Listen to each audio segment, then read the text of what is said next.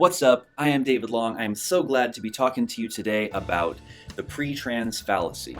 Now, maybe you've never heard of the PreTrans Fallacy before. That's in part because most people don't know much about stages of development, and this PreTrans fallacy is a developmental distinction. These stages of development, as well as these particular lines of development that we're going to be looking at that grow up through stages, come out of integral theory. So real quick, just before we get too into the details, I'm going to spend a couple minutes putting these ideas in context for you. So this is part of an aqua map, which stands for all quadrants, all levels, but it equally connotes all lines, all states, and all types. These are the 5 major elements of a holistic or integrative perspective. This is the simplicity on the other side of complexity, and really, these stages of development are the major missing piece from most people's understanding of reality. Sometimes people intuit some of this stuff. Some people who are more advanced thinkers have some words to talk about it, but really understanding these stages of development is super important to be able to make all the following distinctions that we're going to make in this video, and you'll see how helpful and important it is. So these stages of development apply to both individuals and cultures. They range throughout a person's lifetime and throughout the history of human culture and civilization, because everyone starts at stage 1 of cognitive development and has to grow up through stages themselves. And then there are these particular lines of development: the cognitive line, the emotional line, the identity line, the moral line, the values line, etc., etc. All of the types of skills and areas of knowledge that make both individuals and cultures well-rounded and skillful. The way development works is that some lines run ahead of other lines, and some lines are also dependent upon other lines for their development. In both individuals and societies, we have some lines that are growing ahead and they're pulling us up, and we have some lines that are less developed that are holding us back. And of course, some lines are dependent upon other lines for their development. For example, cognitive development is necessary but not sufficient for moral development.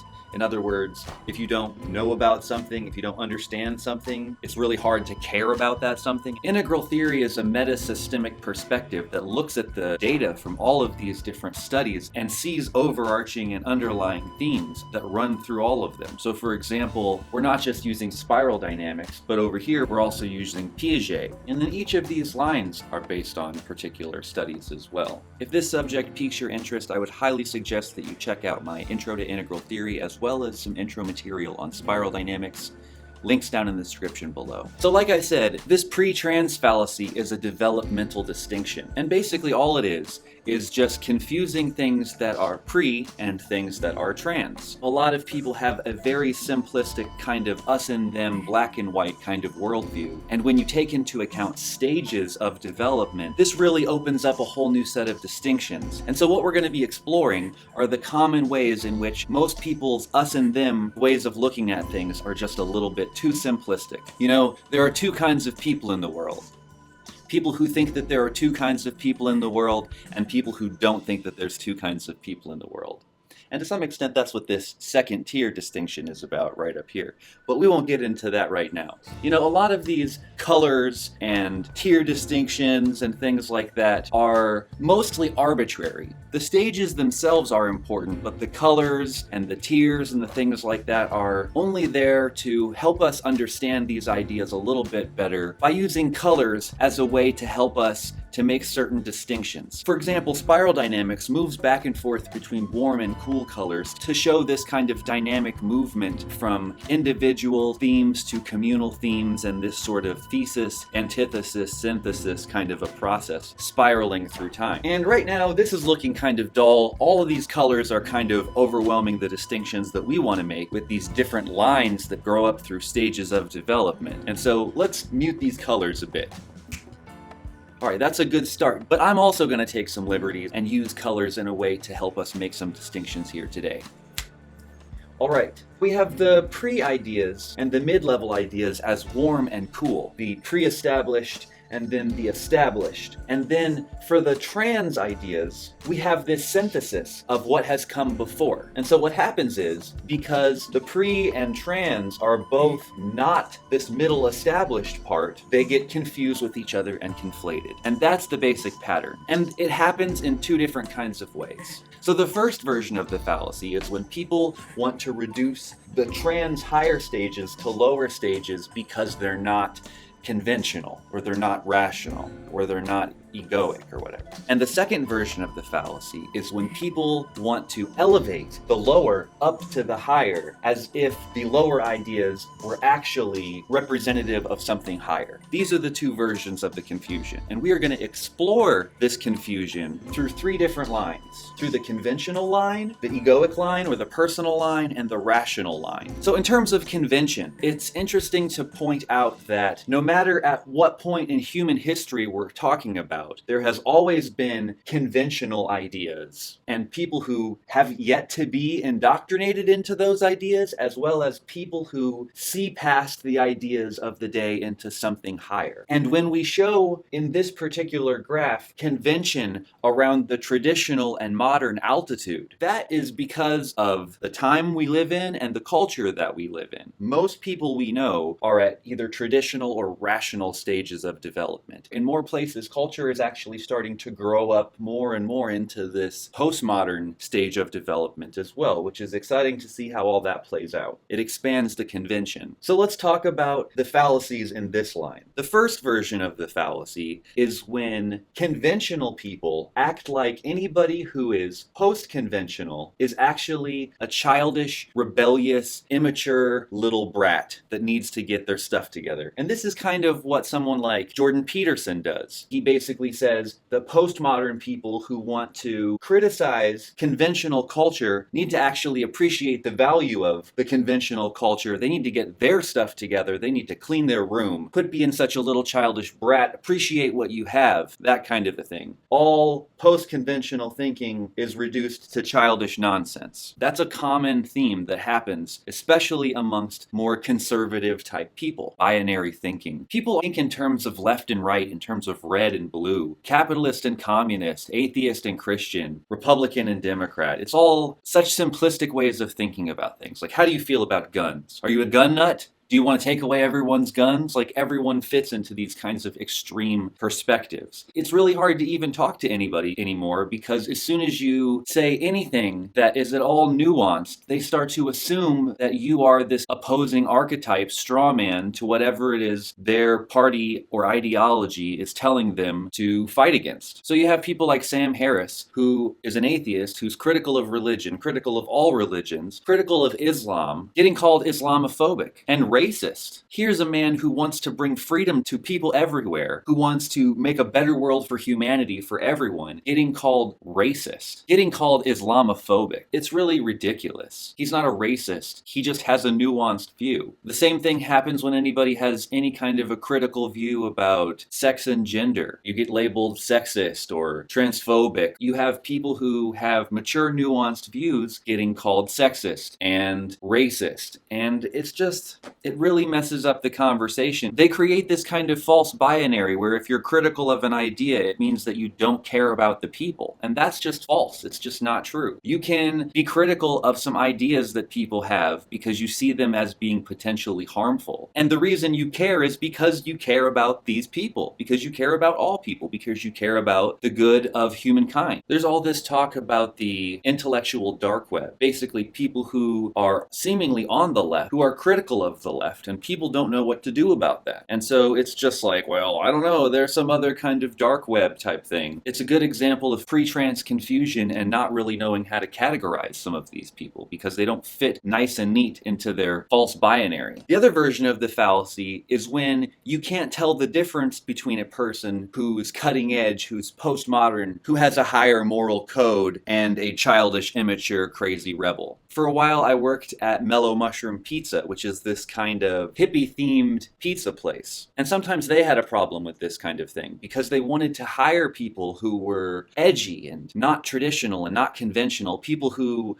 looked the part of some kind of a hippie or a punk. They encouraged you to express your individuality. And a lot of times they would get really mature and cool and interesting people, but a lot of times they would also get confused and hire somebody who was kind of rebellious and crazy and immature and would bring a bunch of drama and dumb nonsense into the workplace. This is a good example of this kind of pre-trans confusion, not being able to tell the difference between pre and trans. One important distinction is the difference between PreTrans confusion and PreTrans fallacy number 2. Because sometimes people get a little bit confused and they just mix up the pre and the trans a little bit. And maybe they can't really tell, but then sometimes people actually want to insist that the pre is in fact trans. And usually the pre-trans confusion is something that more happens at green in postmodern ideas, associated with early stage vision logic, and it's at mid and late stage vision logic where you're supposed to be able to make this pre-trans distinction, and that's where sometimes this pre-trans fallacy number 2 will happen. Usually it's the people at whatever stage the line is talking about, the rational stage, the conventional stage, or whatever, who are committing pre-trans fallacy number 1. So the different versions of the fallacy are stage dependent. The first version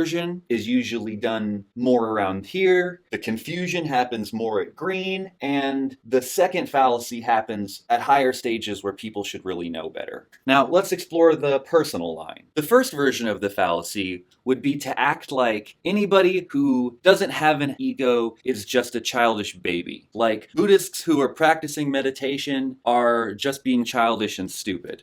Or even trying to say that any version of healthy spirituality is just childish and stupid is a version of this first fallacy. The second version of the fallacy in this line is when people want to say that babies who haven't developed an ego yet are enlightened. The saying goes, you have to develop an ego before you can transcend it. So that's the distinction there. Just because babies are in the now and they don't have all of these rational constraints and they don't have a concept of self doesn't mean that they're awakened or enlightened. They're actually probably not even that conscious or aware yet. They don't have categories to be able to sort things. And so a pre-trans confusion here would be where you couldn't really tell the difference. Pre-trans fallacy number 2 is when you would say, no, babies are enlightened and we should all try to be like babies. That's pre-trans fallacy number 2. Because again, these things up here in purple are the synthesis of the 2 lower aspects. So it's going to include the best of both. If it tries to deny one of them, then it's not a healthy synthesis. I have changed this personal line from the version on the map to this version so that way I could better make this pre-trans distinction for you. On the actual integral map itself, this line isn't focused on this kind of Eastern translation of ego, where ego is a separate self-sense, and you can transcend that separate self-sense and become non-egoic. Generally, when we look at this self line or this ego line in a Western sense, the ego gets bigger and bigger as it associates with more and more things. So it goes from pre-egoic to egocentric to ethnocentric to world-centric to cosmocentric, kind of a thing. But right now we're trying to make the pre-trans distinction, and so this is a more helpful map for that kind of a distinction. It's going to include the best of both. If it tries to deny one of them, then it's not a healthy synthesis, which becomes especially important in this next line of development, our last line of development for today, the rational line. And if you've seen my videos before, I bring up this pre-rational, trans-rational distinction a lot, because unfortunately, these distinctions are not that clear in the minds of a lot of people in our community. Even Ken Wilber confuses and conflates the personal line, the egoic line, with the rational line. And I'll get more into that in future videos. But ego awareness and construct awareness are different things that are related to each other. These are all definitely correlated. In terms of the rational line, you have a long period of history where ideas were pre-rational. And this is before rationality was even developed. So a lot of that is metaphoric and poetic, and then also a lot of it gets taken literally as culture develops. Because remember, going back to this other line, there have always been people who were pre-conventional, people who were conventional, and people who were post-conventional. So sometimes post-conventional people, even in a pre-rational time, would write poetry, mythology about how to live, and it would get interpreted literally by conventional people and then taught to the kids in a literal way. And so over time, this poetry becomes very concrete. And so as culture and cognitive development grows further, this rational stage of development comes online and wants to be critical of the literal claims of the pre-rational ideas. ideas. And then trans-rational people can see the poetry and the metaphor and a psychological read of these symbols beyond the literal interpretations. So for example, let's consider the symbol of Jesus on the cross. To contemporary fundamentalist, pre-rational Christians who have a magical and mythical worldview, Jesus' death and resurrection is magic. Literally flying up into the sky to be with God, a literal rebirth. But through believing in this magic, we're promised a magical afterlife too. And if you don't believe, there's the threat of eternal hell and punishment and torture, because God loves you. At a rational stage, the person is going to analyze these literal historical claims with logic and evidence and science, and they're probably not going to do very well. These claims are going to be considered to be wrong, to be debunked,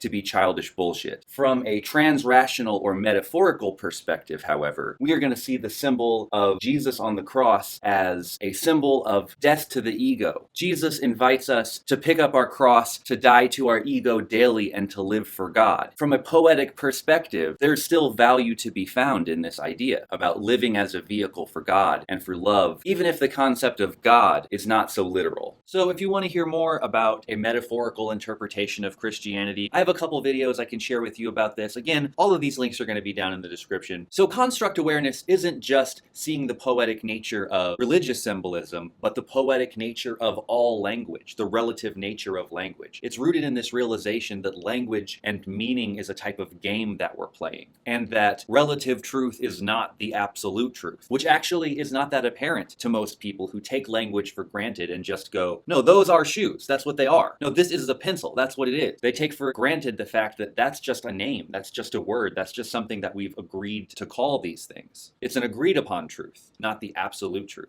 So what happens is that people at the rational stages, atheists, will often go, okay, you're both non-rational, so that means all that is just childish bullshit. People like Freud did this, where he talks about all this stuff as the future of an illusion. We got people like Richard Dawkins talking about this, and even my homeboy Sam Harris seems to be a little bit confused about this kind of stuff, and that's me being gracious. So there's also all of this green pre-trans confusion, where we're talking about chakras, and are we talking about that metaphorically? Are we talking about it literally? How are we translating that? We're talking about crystals, we're talking about astrology. We're looking at all of these symbol sets, we're seeing a lot of it poetically, but there's also a lot of confusion about what's true and what's not. It's at these mid and late stage versions of vision logic that we're supposed to be able to make these distinctions. However, you have people like Ken Wilber who want to act like Buddhism and its ideas about enlightenment, its cosmology and creation mythology is literally true and is the trans-rational, trans-personal stuff of enlightenment. If you want to see me back up this claim about Ken Wilber committing this pre-trans fallacy, check out my What You Talking About Wilber video about I amness before the Big Bang. So pre-rational ideas are magical and mythical, and trans-rational ideas are metaphoric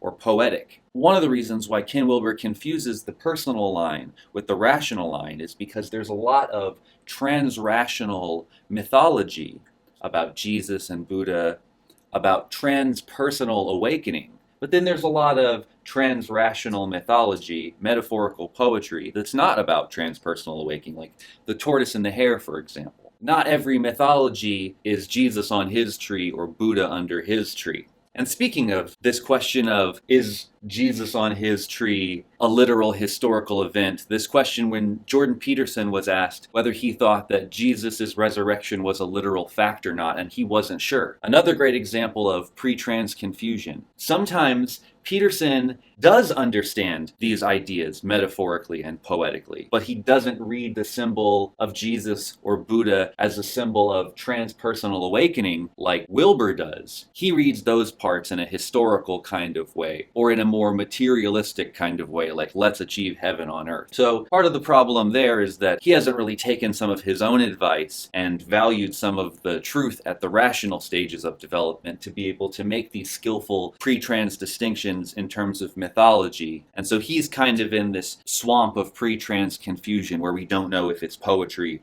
or we don't know if it's literally true. So one of the main problems in the integral community with this word trans-rational is that there are so many Buddhists and New Age people in our community people don't really understand what this word transrational means. They think it either means that you have psychic powers or that you've transcended using your mind. So people read a word like transrational and they think they know what it means. They're thinking of it in Buddhist terms like non-mental states. Instead of transrational stages of development beyond the rational stage, they're thinking of it as a non-mental state. And that's also part of the reason behind confusing transrational with transpersonal, because those non-mental states are associated with transpersonal stages. But again, transrational understanding has to do with construct awareness, not ego awareness. In integral theory, we know that healthy development transcends and includes stages of development. You can't really be transrational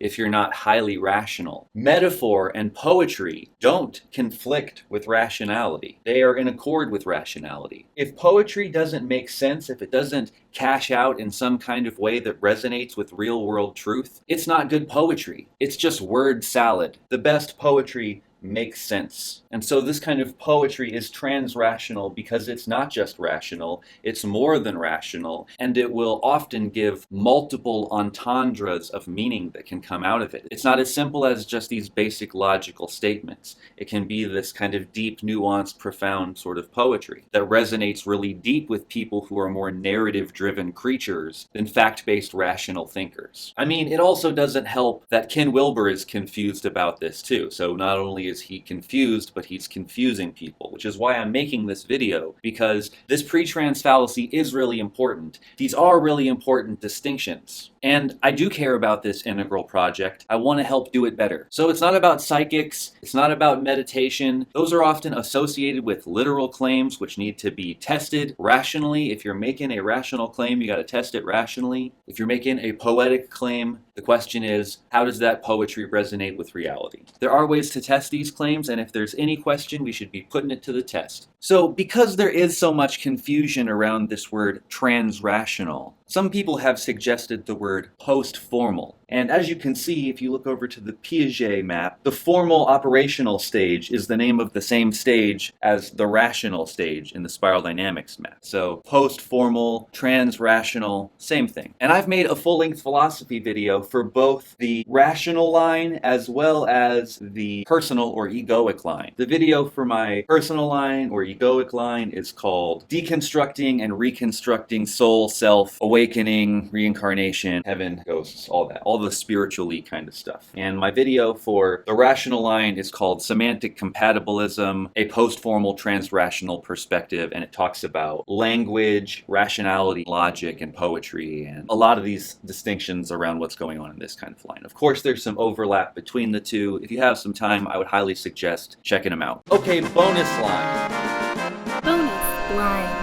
And this is just a distinction that I'm going to make using the PreTrans fallacy because it's true. There are pre-traditional ideas and post-traditional ideas. Pre-conformist ideas, post-conformist ideas. Ideas before the blue stage and after the blue stage. And a lot of times you hear Christians in their testimony and they're like, I used to be an atheist. And what they mean by that is, I used to be an impulsive, egoic little child who was selfish and lived only for myself, which is what a lot of fundamentalist Christians say about atheists. But atheists are orange, modern, rational thinkers who have good reasons and evidence, arguments, reasons, logic, evidence to not believe in God. They're using logic. So it's a PreTrans fallacy to say that anybody who doesn't believe in your traditional worldview is a childish, immature, rebellious brat. Sometimes it can be real difficult for people to see past the stage that they're at.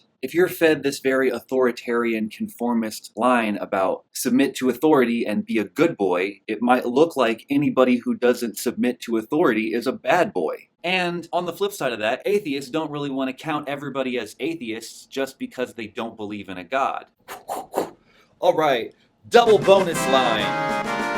Double bonus line. Man, I am real reluctant to give you this double bonus line. There's a part of me that is definitely not excited to do this one. However, I do think it's an important one, and the ideas must come out, the truth must be spoken. So let's talk about it. First of all, when we're talking about the gender line, It's important to realize that there is a difference between sex and gender. Sex is your biology, and gender has to do with social roles. These are topics that are not exclusive to any person. These are topics that are relevant to every single living person. We all have to deal with the development of our own gender line. The other thing I want to say is that I love everyone. Going back to what we were talking about before in terms of having nuanced ideas that are post-conventional, just because I have a nuanced view doesn't mean I don't love you, okay? Keep that in mind. I do. I want what's best for everyone. So, there are people who are pre-gendered, who are just babies and little kids who like what they like. There are people who are gendered, who get told these are the social roles that you must conform to. And then there are people who are transcending these social roles. There are people who have role confusion, and there are people who are transgender, who transcend and include the best of the masculine and feminine themes, that find this kind of place of synthesis where you can be comfortable with both your strength and your vulnerability, and even find a vulnerability and strength to be past these kinds of social roles, which if we look at where the convention is at, we're still very much in a traditional and modern world. So there's all kinds of expectations put on people coming from these traditional and modern worldviews, which were also still very much rooted in the survival roles of the past. So in a transgendered future, we would definitely want to be able to expand these social roles. And Warren Farrell is a great guy for talking about some of these kinds of things. He started out in the feminism movement, and he helped females expand their social roles quite a bit to where they were able to do a lot more and express themselves a lot more freely in society. And now he's trying to do the same thing for men, and he's getting so much pushback because of this patriarchy narrative where the story of history is that women have been suppressed by men. But the real truth is that both men and women have been exploited through these old-fashioned gender roles.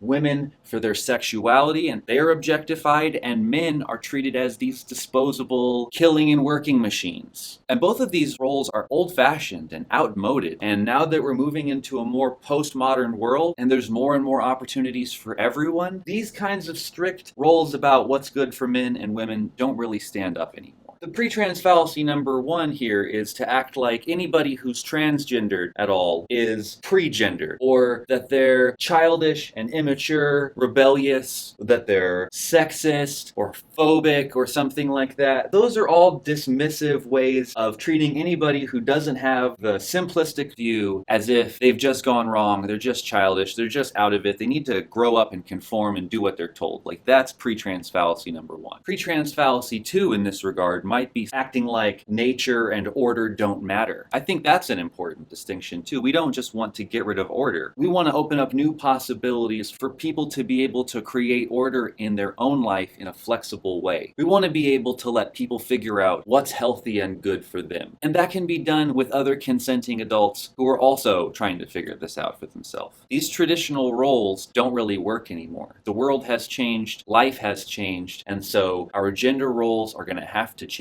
with it. So going back to Peterson and this whole transgender issue, the typical idea of transgenderism, people who try to transform into another gender. Someone like Jordan Peterson, who's really concerned with preserving convention, is going to say, if you want to be called a female, you better look like a female. So I'll call you her, but you look like a her. Don't come into my class looking like a guy and tell me you want to be called her. So for him, these gender roles are the main things that are important. And to me, I think we need to not demand that men and women look like men and women. I think it should be that we demand that society change and loosen up and deconstruct its ideas about what a man and a woman are supposed to be. Which might not mean anything goes, but it does mean that we definitely need to re-examine a lot of our firmly pre-held assumptions about what's healthy and what's not. So these are all examples of pre-trans distinctions. I hope that's helpful to you. I hope you enjoyed this video. Please like and subscribe, share with your friends.